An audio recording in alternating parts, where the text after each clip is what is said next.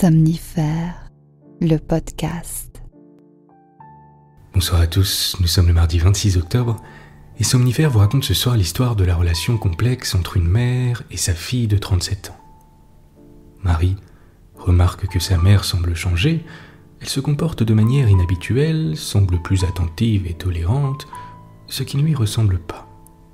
Quelque chose ne tourne pas rond et elle ne tarde pas à en découvrir les raisons. C'est une histoire de Marguerite Audoux intitulée « Mère et fille ». Je vous souhaite une excellente nuit et maintenant place à notre séance de relaxation. La séance de relaxation. Commencez par prendre une grande inspiration en comptant mentalement jusqu'à 4 et expirez en comptant mentalement jusqu'à 4 également.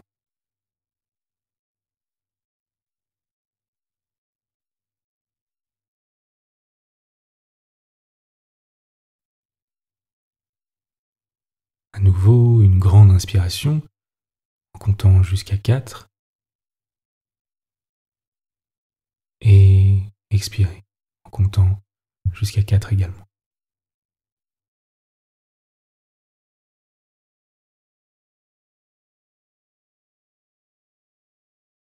Prenez à présent une respiration calme et naturelle.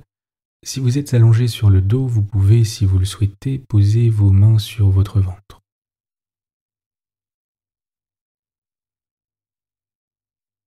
Quand vous êtes prêt, je vais vous demander de visualiser votre corps comme si vous vous trouviez au plafond.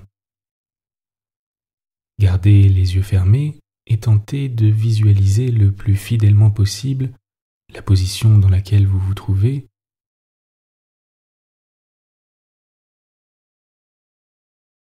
la manière dont vous êtes allongé,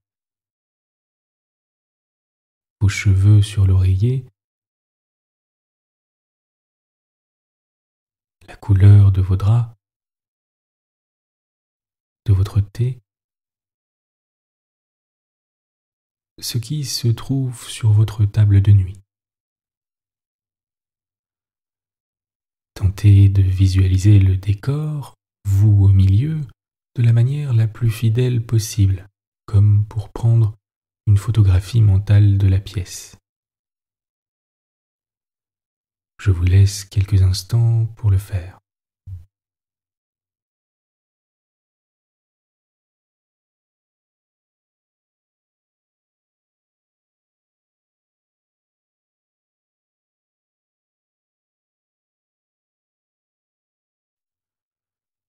À présent, imaginez qu'avec un gros feutre violet, vous dessinez les contours de votre corps sur le lit.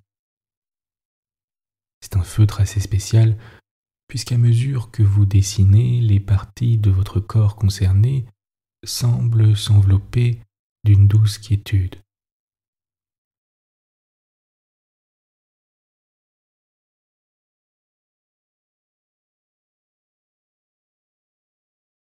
Vous commencez en posant la pointe du feutre au niveau de votre hanche droite et vous redescendez lentement le long de votre jambe, en faisant bien attention à être précis et appliqué.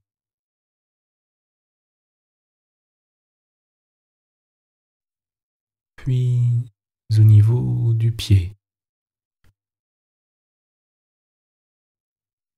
et des doigts de pied, dont vous faites le contour un à un.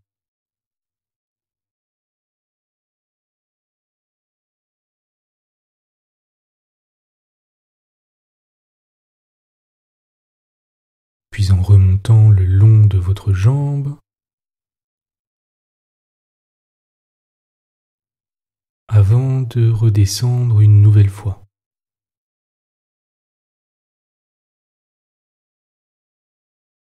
Et de faire le contour de votre pied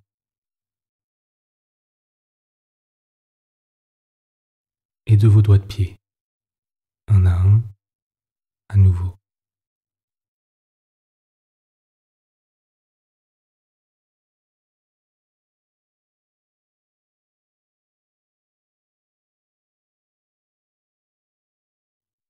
À présent, vous remontez lentement, avec précaution, en vous appliquant jusqu'à vos aisselles.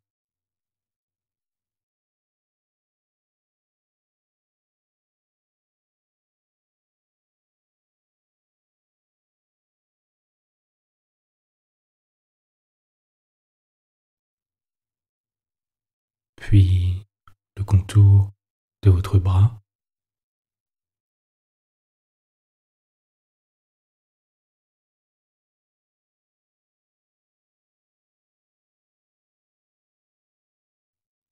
puis de vos doigts, un à un.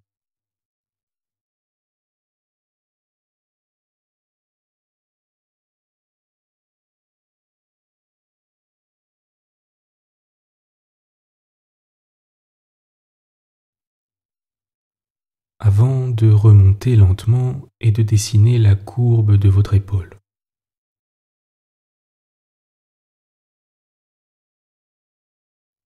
De votre cou, puis de votre tête.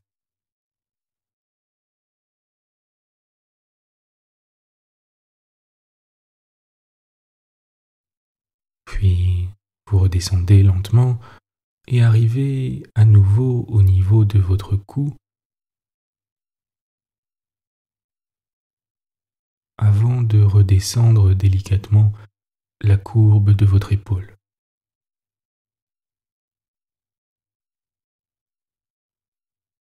Puis de votre bras.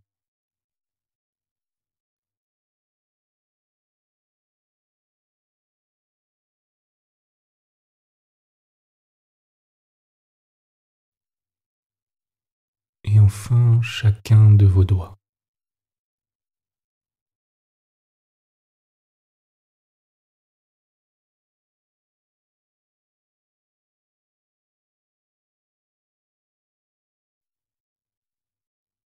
Vous remontez lentement, comme gracieusement, jusqu'aux aisselles.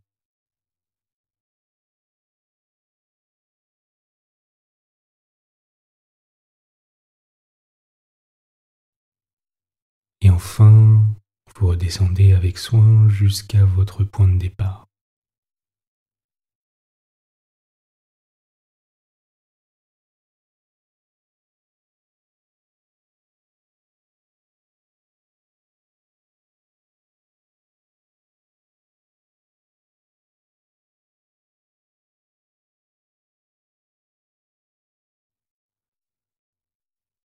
Prenez un moment pour sentir votre corps vibrer dans cette douce quiétude et notez comme c'est agréable et réconfortant.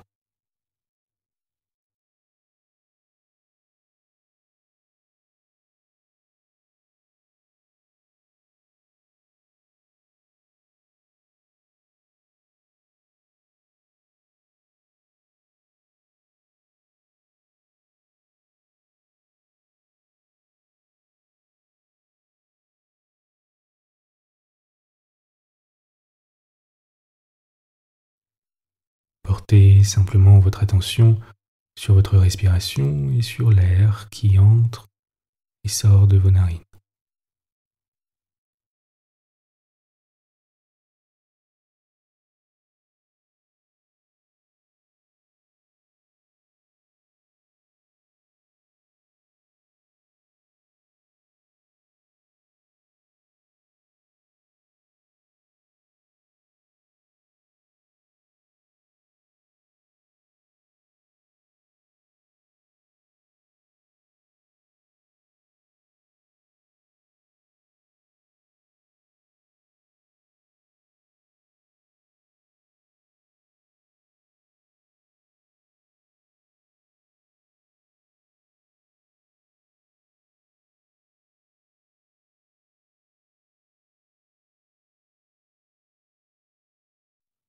Vous êtes calme et détendu.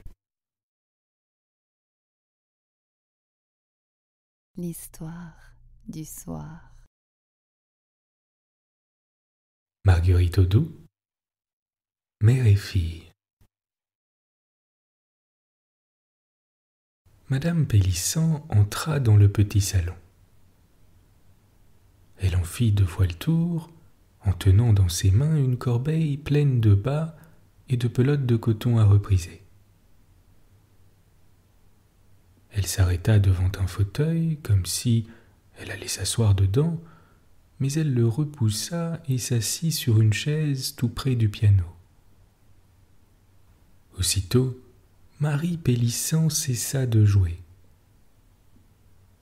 Elle savait que sa mère n'aimait pas la musique, et tout en regrettant de ne pouvoir finir le morceau qu'elle aimait, elle pivota sur son tabouret et elle se mit à feuilleter les brochures qui étaient sur la table. Madame Pélissant retint à deux mains sa corbeille sur ses genoux et elle dit sans regarder sa fille : « Tu peux jouer encore, Marie. » Cette fois, Marie se retourna pour regarder sa mère. Son regard exprimait la surprise, et c'était comme si elle eût dit tout haut : « Mais qu'a-t-elle donc ?» Depuis quelques jours, en effet, Madame Pélissant n'était plus la même. Autrefois, elle ne serait jamais entrée au salon pendant que sa fille était au piano. Il en était de même pour le métier d'institutrice de Marie. Madame Pélissant le détestait et ne pouvait supporter que sa fille y employât tout son temps. Et voilà que tous ces jours passés, elle était restée le soir dans la salle à manger pendant que Marie corrigeait les cahiers de ses élèves. Hier soir, elle s'était mise aussi près que possible de sa fille, et plusieurs fois Marie l'avait vue faire un mouvement de tête en haut en ouvrant la bouche, comme si elle allait parler. Puis chaque fois, elle avait baissé la tête d'un air gêné. Marie n'osait se remettre au piano, mais sa mère lui répéta du même ton que la première fois : « Tu peux jouer encore, Marie. » Marie reprit sa place sur le tabouret, mais ses doigts n'avaient plus autant de sûreté, et son morceau favori la laissait indifférente. Elle regardait sa mère à la dérobée. Madame Pélissant fixait profondément le tapis, et ses mains avaient l'air de se cramponner à la corbeille de vieux bas. À un moment, Marie la vit si nettement faire le mouvement des gens qui vont parler qu'elle s'arrêta de jouer pour demander : « Voyons, maman, qu'as-tu » Les yeux de Madame Pélissant chavirèrent.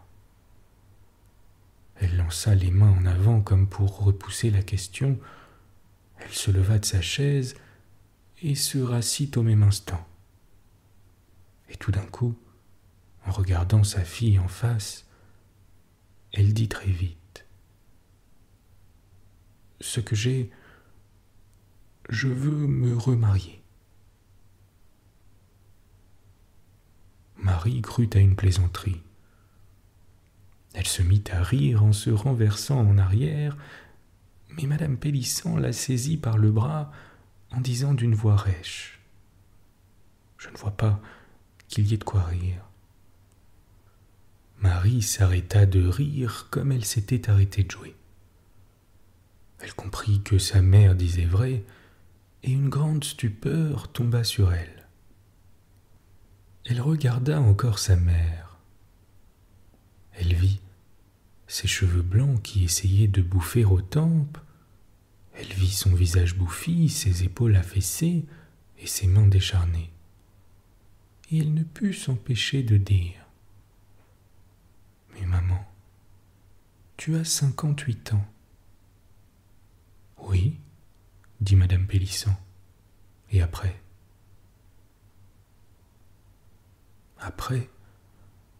Après, Marie ne savait plus quoi dire. Des larmes vinrent à ses yeux, pourtant elle dit encore : « Et moi, maman ?» Madame Pélissant Pélissant recula un peu de sa chaise. Son regard se fit dur, et comme si elle se vengeait d'une méchanceté, elle répondit. « Toi, ma chère, mais tu es assez vieille pour rester seule. » Elle tapota les bas de la corbeille en ajoutant. « Tu me reprochais mes 58 ans, et tu as l'air d'oublier que tu en as 37 sonnés. »« Je ne l'oublie pas, dit Marie. Mais quoi ? Demanda madame Pélissant. Je pense seulement, répondit Marie, que tu m'as toujours empêché de me marier parce que tu ne voulais pas rester seule. Et aujourd'hui, c'est toi qui vas me quitter. Madame Pélissant resta silencieuse, et Marie n'osait dire tout ce qui lui montait du cœur. Après un long silence, madame Pélissant reprit. « J'épouse monsieur Tardy. Tu sais bien, ce jeune homme qui m'avait demandé en mariage quand il avait 20 ans et que mes parents ont trouvé trop jeune. » Marie fit un signe de tête pour dire qu'elle se rappelait l'histoire que lui avait racontée sa mère. « Eh bien, continua madame Pélissant, il s'était marié aussi de son côté, mais il n'avait pas cessé de m'aimer. Il est veuf depuis 3 mois, et il est venu me redemander en mariage il y a 8 jours. » Elle ajouta après une pause. « Il habite une grande ville du Midi, et j'irai vivre là-bas avec lui. » Marie releva la tête, qu'elle tenait un peu penchée, et elle dit gravement. « Ce n'est pas parce que ce monsieur te demande en mariage que tu es forcé de l'épouser. » Madame Pélissant fit un geste vague de la main, et Marie reprit.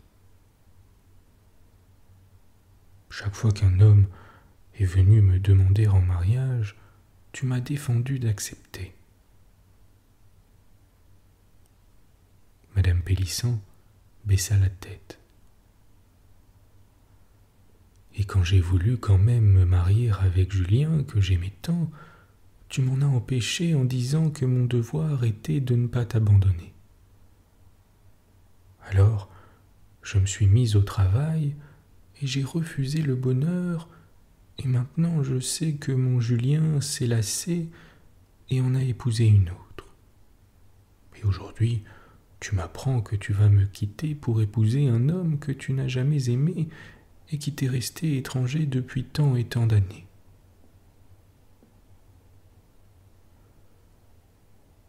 Madame Pélissant avait la tête si basse que son front touchait presque sa poitrine. On ne voyait plus que sa nuque, où la chair se séparait et formait comme 2 cordes. Marie se tut en attendant un mot de sa mère. Mais madame Pélissant restait le front courbé et l'air têtu. Alors Marie continua. « Moi j'ai fait mon devoir en restant avec toi.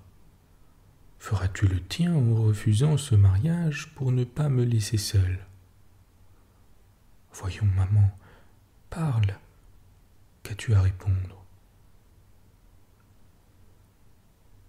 Madame Pélissant se redressa un peu en répondant. « Je me marierai parce que je ne veux plus rester avec toi. » Marie demanda en avançant son visage près de celui de sa mère. « Pourquoi ? Qu'as-tu à me reprocher ? » ?»«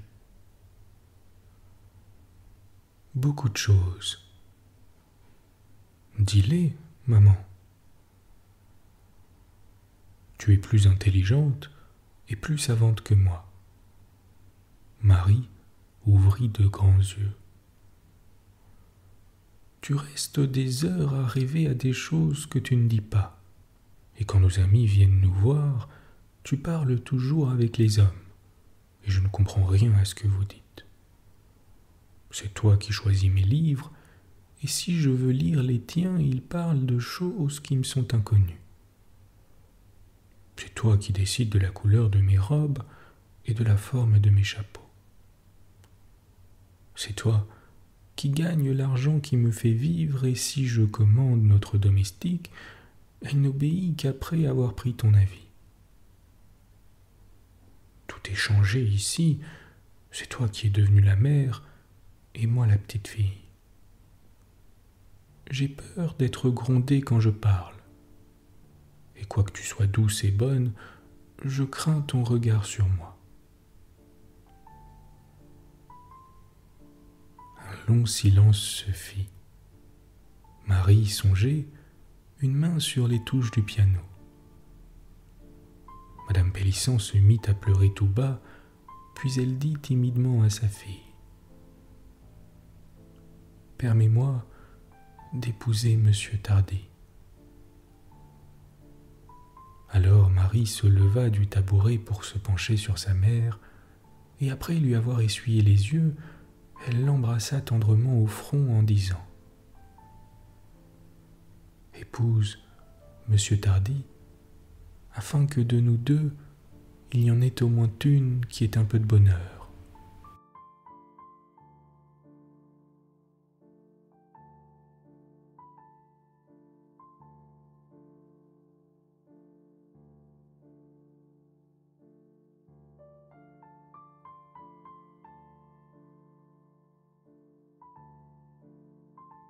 Bonne nuit.